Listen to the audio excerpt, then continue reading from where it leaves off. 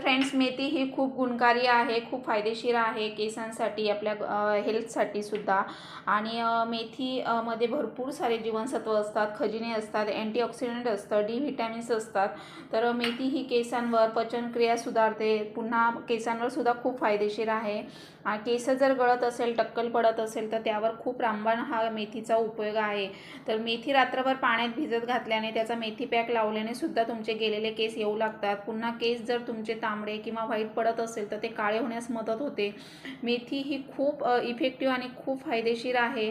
तसेच मेथी खाल्ल्याने सुद्धा तुम्हाला पचनक्रिया सुधारते, तसेच वजन कमी करण्यास सुद्धा मदत करते. आणि तसेच शुगर वगैरे असेल तर तेही तुमचं कंट्रोल करण्यास मदत मेथी हे करते. तर मेथी ही खूप गुणकारी आहे.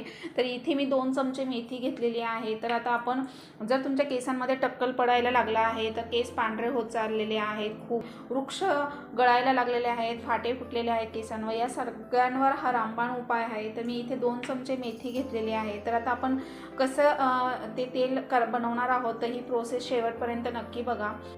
असा एक काचेचा आपल्याला जार घ्यायचा आहे आणि त्या जारमध्ये आपल्याला इथे पॅराशूट खोबरेल तेल घ्यायचं आहे. तर हे खोबरेल तेल तुम्हाला आठवडाभरासाठी बनवायचं आहे. तर तुम्हाला जेवढं आठवडाभरासाठी लागतं तेवढं तुम्ही इथे बनवायचं आहे. तर इथे आपण आठवडाभरासाठी इथे बनवणार आहोत.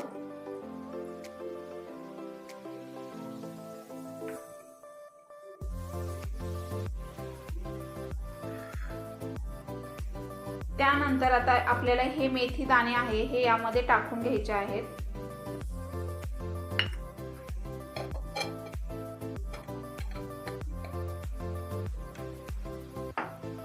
पूर्ण त्यामध्ये भिजतील असं आपल्याला मेथी दाणे पूर्ण त्यामध्ये भिजतील एवढं आपल्याला तेल त्यामध्ये टाकून घ्यायचं आहे. आणि हे तेल आपल्याला कडकडीत उन्हामध्ये ठेवायचं आहे.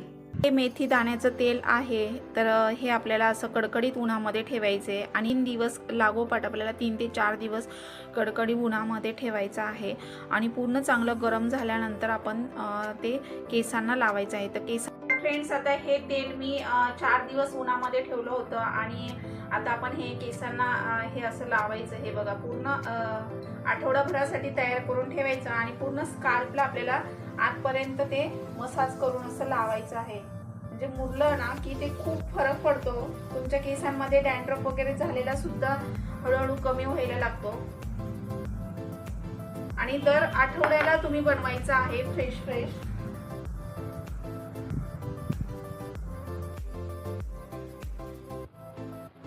तसं ओव्हरनाईट आपल्याला ठेवायचे आणि त्यानंतर हेअर वॉश करायचं आहे.